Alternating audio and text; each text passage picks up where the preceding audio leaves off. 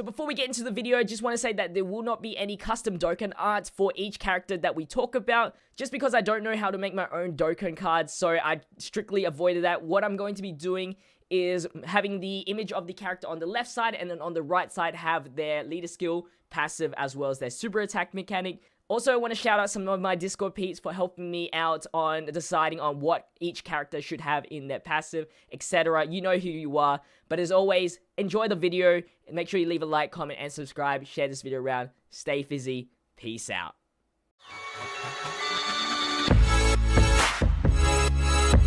Yo, what is going on, guys? My name is JPhanta. Welcome back to a brand new video. In today's video, I'm going to be talking about the top 5 free-to-play cards that I want to see in Dokkan Battle. Obviously, this list is, in my opinion, the effects and the passives that I've given them are obviously, in my opinion, of what they should have. And of course, it's never guaranteed that they will ever come to Dokkan Battle. So I tried my best to make this list both friendly for free-to-play and pay-to-play, helping both sides of the player base.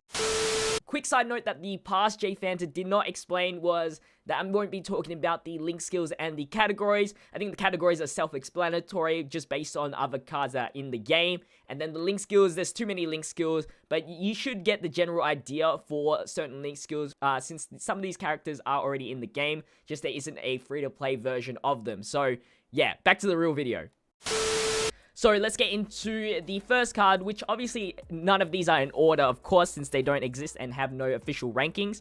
And that's going to be base form Gogeta. Now, if you remember back before the Super Saiyan Blue Gogeta and Broly came out, there was a fake leak going around with the base form Gogeta. Everybody thinks it is free to play and all that good stuff. And hopefully one day we do get a base form Gogeta. Not only will it help free to play get more fusion cards, have a better leader for fusions, but also have another Gogeta card in the arsenal for pay-to-play, since there is no base form Gogeta, which means you can build a full Gogeta team if this Gogeta ever came out. So for the abilities, the leader skill, I want it to have at least a 50% increase in attack and defense HP for the fusion category, and obviously 3 key. Now, for Gogetas, of course, we want to keep that effective against all types. And also, not only that, it's going to be a 50% attack and defense boost. I didn't want it to be too OP since it already has effective against all types. And of course, free-to-play cards don't even have that effect at the moment. And also, since they are doing this sort of category versus thing, you get a boost in attack and defense, I thought I'd give it to Gogeta for movie bosses. So when you're versing movie bosses, increase the 30% in attack and defense. And also, just a nice little touch. When he super attacks, his super attack mechanic is raising the attack for 3 turns. That can change the greatly raised attack for 1 turn. Up to you, whatever you think is good enough for the card. Obviously, these are just hypothetical card ideas. I'm not going to be talking about links and stuff like that. I think that's a little bit too complicated. And obviously, for the categories, you can base it off with the previous cards that are already in the game for each individual card. So let's talk about the 4th card in the list, which is going to be Transforming Gohan. I want a proper turn-by-turn transforming card for free-to-play. I think Gohan's a great decision, not only because there is not really 5 forms for Gohan. There's 4 maximum forms that you can probably do for Gohan. We can just say, you know, like free-to-play has only 4 turn transformation, which means it's not the best. And for the card itself, I want it to have a static effect of 50% attack and defense. And then for each transformation that we get, we increase that by 10% like the other pay-to-play transforming cards. And since there's 4 forms, it would be a max of 80% attack and defense boost, which I think is a pretty good, you know, percentage boost to end off with. Now, when he gets to the final form, I think a nice, like, additional bonus, since every single final transformation that the pay-to-play cards have, like, such as the Goku has a guaranteed critical, same as the Frieza, and then the Vegeta has that change all orbs to physical types. I think a good non-OP effect would be a guaranteed additional super attack, and also that I think Gohan should have a Kaioken mechanic, which increases his attack, and that means that guaranteed super will do a lot more damage than any other super attacks that you do.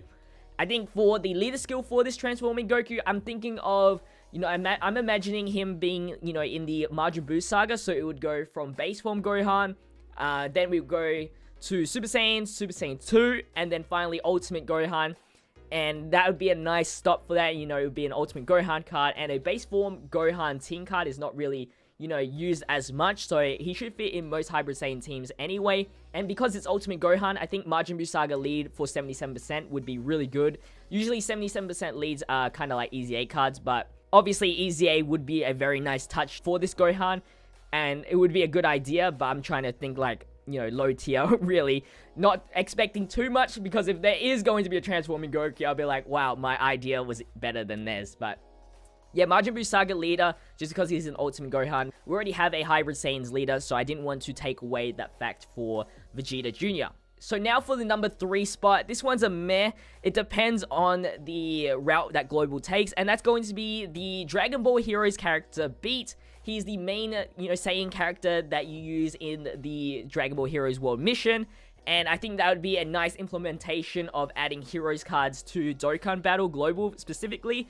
And I think for the leader ability, he can get an EZA as well if they would like to give him that. And he could be a time traveler free-to-play leader, since we don't have that at the moment, I believe, for 77% boost. And if he does get the EZA, I think a nice secondary effect would be like Dragon Ball Heroes category leader, 30% boost and 3 key as well, since usually those EZA free-to-play cards have dual, you know, leaders. There's 2 ways you can go about this. One, obviously, being the transformation. You can, instead of transforming Gohan being the free-to-play transforming card, Beat could be that, since he does have every single form from Super Saiyan to Super Saiyan Blue. We can definitely see that. And I also want him to be a Dragon Ball Heroes or Time Traveler support unit, providing, you know, 30% attack and defense and a certain amount of key. And then also a 7% chance to critical. I think that would be a nice little touch, since, you know, Time Traveler and a DB Heroes category, or if there was one, of course, would be like kind of in the low tier section of categories at the moment, and adding that support and crit chance would be pretty nice to have. Not much to say about that card, just some ideas that I can throw around to you guys. Of course, leave down in the comment section what you would like to see for free-to-play cards in the future. But moving on to our 4th card, we have Janemba. We don't even have a proper free-to-play Janemba card at the moment, and so I hope to see him in one day. Of course, you know, like the Gogeta base form, want to like take some ideas off the pay-to-play cards, so I want to have, you know, guard effectiveness for all types. That would be a nice thing. I don't want it to be OP, like comparable to the pay-to-play one, so for this one, we just have a flat boost of attack plus 50%. And then we have, just like the Super Saiyan 2 Physical Gohan that just got an awakening on the JP side, when you're versing a Movie Heroes category unit, you get attack and defense plus 20%, and if there's a fusion enemy, increases attack by 30% attack boost. So I don't want to give him too much defense. If I give him too much defense, he may be a little bit OP in the tanking, and I don't want to take that fact from, you know, the EZA Janemba and the STR Janemba. We took away the dodge effect that they usually have for Janembas, just so we can nerf it and be like a proper free-to-play card. And also, for the leader skill, I think he's going to be a Movie Bosses category leader for 60% or to 70%, whatever you think it is necessary. And of course, 3 key for that category boost as well. Now we're on to the final card, which is another interesting card, and I think would be a pretty good idea. It's going to be a Kid Vegeta, Kid Goku, and Kid Broly card all in one. This is obviously not the first time we've ever seen, you know, 3 characters in one. You had the Marin, Goten, and Trunks. I think something like that kind of idea was pretty cool. And they would be a boy and girl category leader. Since we don't have one for free-to-play, I think that's a good idea for 50% and 3 key. For the passive skill, I wanted to showcase off that there was 3 characters, so I thought 2 additional attacks with a chance to super was always a good idea to me. And since we never really had that except for LR Vegeta, I think that would be pretty cool. And then obviously that with the additionals and stuff like that, that's going to help us get the additional super attack. And then also we wanted to give some attack and defense boost. And so I wanted to do with a boys and girls category restriction. So for every single boys and girls category member in your team, you get a 15% attack and defense boost. If you had all 7 units in there, that would be a 105% attack and defense boost, which is a pretty solid number to end off with. And obviously, you know, the links and the categories that they're in, obviously in combination, of course, and boys and girls, you can come up with your own ideas of what, you know, links that they have. So that's going to be my top 5 free-to-play cards that I want to see in Dokkan Battle come out for both Global and JP. I think that those 5 cards that I've selected were a good idea. Leave in the comment section down below your top 5 free-to-play cards that you want to see, their effects, all that good stuff. I'll definitely have a check at that. Make sure you like the video and subscribe to the channel for more Dokkan content, of course.